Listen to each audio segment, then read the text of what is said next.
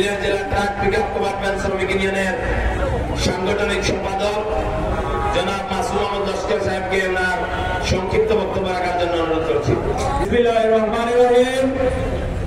সিলেট জেলা সড়ক পরিবহন ঐক্য পরিষদের আগে আজকের এই বিশাল শ্রমিক সমাবেশের সম্মানিত সভাপতি, সিলেট জেলা ট্রাক পিকআপ কমান্ডমেন্ট শ্রমিক ইউনিয়নের সভাপতি, সিলেট জেলা সড়ক পরিবহন ঐক্য পরিষদের সম্মানিত সভাপতি, উপস্থিত আছেন বাংলাদেশ সড়ক পরিবহন শ্রমিক ফেডারেশনের সিলেট বিভাগীয় কমিটির সম্মানিত সভাপতি, আজকে এই সমাবেশের প্রধান অতিথি জনাব হাজী মঈনুদ্দিন সাহেব, উপস্থিত আছেন বৃহত্তর সিলেটের সকল পরিবহন ট্রেড ইউনিয়নের প্রধান সারির সকল নেতৃবৃন্দ, বিভিন্ন শাখার নেতৃবৃন্দ ও আমার পরিবহন অঙ্গনের পরিবহন শ্রমিক ভাইরা, আমি আমার বক্তব্যের শুরুতে জানাই সবাইকে সংগ্রামের শুভেচ্ছা ও অভিনন্দন। আসসালামু আলাইকুম।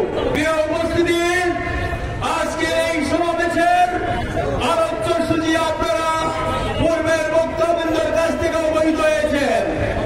আজকের এই কর্মসূচির ৮ দফা বাস্তবায়নে আমাদের সবাই সকলের জায়গা থেকে আমরা তৎপর থেকে আজকে যে কর্মসূচি আসবে সেই কর্মসূচি বাস্তবায়ন করব। প্রিয় উপস্থিতি, আপনারা জানেন ৫ই আগস্টের পরে আমরা দেখতে পাচ্ছি কতিপয় অসাধু পুলিশ কর্মকর্তার যোগ সাজুষে নতুন একটি বাণিজ্য শুরু হয়েছে। তার নাম হচ্ছে রেখার বাণিজ্য। আমি দয়া করে প্রশাসনের বাইরে দৃষ্টি আকর্ষণ করছি, আপনারা পরিবহন অঙ্গনকে দুর্বল করবেন না। আমরা নিয়মতা পালন করছি। আমরা চাই না আমাদের মাধ্যমে দেশে অস্থিতিশীল পরিস্থিতির তৈরি হোক। তার মানে নয় আমরা দুর্বল, আপনারা সুন্দর হয়ে যান।